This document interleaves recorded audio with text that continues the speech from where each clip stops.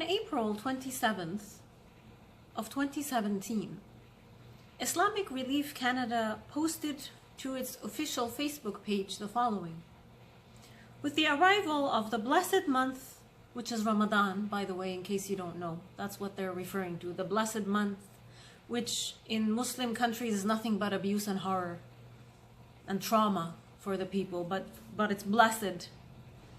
They want to get you in the Ramadan spirit. Join us on our Canada tour with Sheikh Dr. Muhammad. So he's a Sheikh and a doctor, eh? Sheikh Dr. Muhammad Al-Luhidan in a masjid near you. Muhammad Al-Luhidan, and then they put in between brackets his full name, Muhammad ibn Abdullah ibn Ibrahim ibn Muhammad Al-Luhidan. That's his full name. Is a judge, a Quranic reciter, and an Imam in Saudi Arabia. So they brought him to Canada for a tour, Islamic tour. Then they posted this. Islamic Relief is pleased to welcome for the first time in Canada, I'm presuming this is when he actually arrived, renowned Qari. Qari it means a reader. He reads. Sheikh Dr. Muhammad Ibrahim Al-Luhidan, again. Join us on our spiritual journey across Quebec and Ontario at your local masjid. They don't even want to say mosque anymore, they just use the Arabic masjid. As we welcome the month of Ramadan, come out and listen to a melodic recitation of the Holy Quran that will inspire your heart. And then they put his schedule where he travels from province to province, advocating for the murder of Jews and Christians and the infidels. They actually, and I'm not gonna, you guys should go look. You should go look where he went, all the provinces where he went and cursed you guys. You should go look.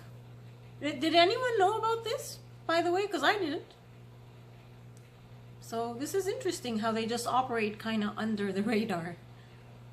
I'm going to read a sample. Lots of prayers are in the article. I'm going to link in the description, which you should probably go look at and consider sharing with your friends and your local community.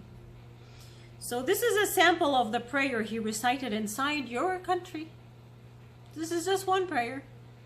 Oh Allah, destroy, take revenge of the Jews, the Christians, the Crusaders, the hypocrites, the Shia, which are the Shia Muslims, of course, the minor sect, and all their collaborators.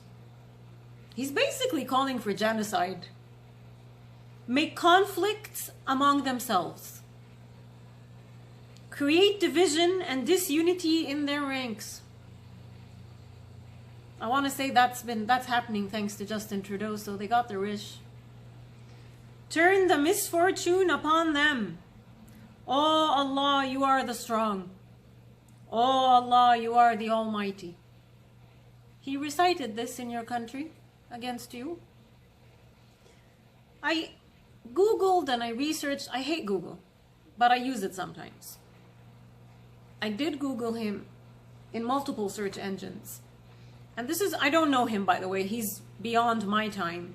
When I was in Saudi Arabia, I can tell you, though, that the people that mentored this man are radicals. Muhammad Al-Luhidan is considered as one of the greatest Quranic reciters known by his voice. He is only famous because of the way he reads the Quran.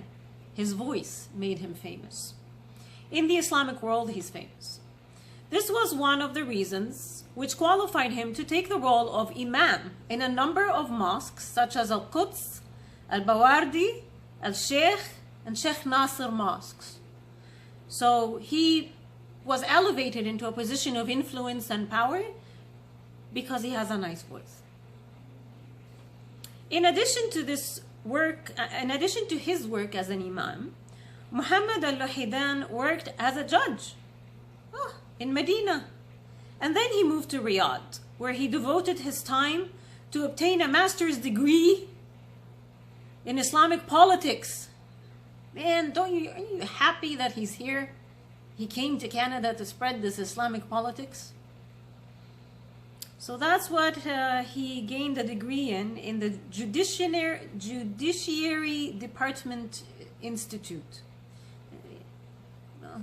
So this is his education, you know, to make him qualified to come here and spew hate against everyone who's not Muslim.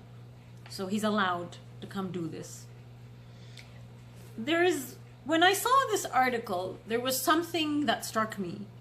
My jaw actually dropped for a very, like, I want to say for for a minute. I couldn't believe what I was looking at. When you look at this man as someone who did not live in Saudi Arabia, as someone who is unaware of the local customs, traditions, as well as the politics of Saudi Arabia, you will only see a normal man sitting. Like maybe a little bit, you know, of a caveman. You know, he's got a big bushy beard. Who knows what he's wearing? He looks a bit odd, but he's just another dude, right? I can tell you, as someone who lived in Riyadh, Saudi Arabia, that is the look a radical wears. They like to look a little bit different, not too much different, tiny differences that they can identify one another through the way they look. If you look at what he's wearing on top of his head is called ghutra. It can come in either, it has a couple of different names based on the color. There's one that's red checkered, like the tablecloth that you see him wearing there. And then there's one that's white. So Muslim men wear that. It's part, Saudi men wear it. It's part of their culture. But what is also part of their uniform and their dress code and their culture is something called igal. Igal is a black circular thing that they love to beat us with as children because it's very strong, like a cane. But it's they like to put it on top of their ghutra to secure it. If you look at this man, he's not wearing one. They actually omit it, and I'm going to try. I know you guys are, everyone's going to ask for a link. There's no link because this is a code. But there are discussions, and I'm fairly certain that I stumbled against some discussions, local discussions in Saudi Arabia online about why these radicals don't wear the igal, I don't know what it's called in English, sorry, the black thing that they secure their ghutra with. So I'm going to try to find these discussions and link them as well in the description so that you can see that I'm actually not lying. The other thing they like to wear is the bisht. So he's wearing the white thobe, the garment, which is, they love this thing. I don't know why, but that's what men wear. They wear a dress. But that thobe, which is another code, by the way, you will always find it short. It's always above ankle length. This is, again, a dress code for the Wahabis, which are the radicals and the mutawwi'in, the religious police in Saudi Arabia, which were terrorists and would terrorize the people. This is their look. This is how they dress. Now, I don't have a picture of him standing up, but I can guarantee you if you see him standing up in any picture online, you will find that his dress or his thobe is above ankle length. The other thing they do is they wear the bisht. The bisht is the brown or black cloth thing, like a cloak, that they wear on top of their thobe. That is, again, very specific to the religious authorities who are radicals. Now, when you go look at his face, you'll see that he has a mustache and a very, very big bushy beard. But the mustache is nowhere near heavy as his beard. And that is another part of their dress code, or the way they want to look so that they know each other, identify each other. Their beards, they let go completely. They don't even groom it, like it's disgusting. But what they do is they really minimize the mustache. They either completely shave the mustache off or keep it really, really light. And if you look at this man, he fulfills all these criteria. The other thing that I can guarantee you that he is a radical, the position that he holds. Saudi Arabia and the areas that he has been working in are extremely radicalized areas. Riyadh is hostile territory with regards to religion. All the radicals are in Riyadh. You go out, east and west to Jeddah or Dammam. These places are not as hostile as central Riyadh, where this man is and where he works.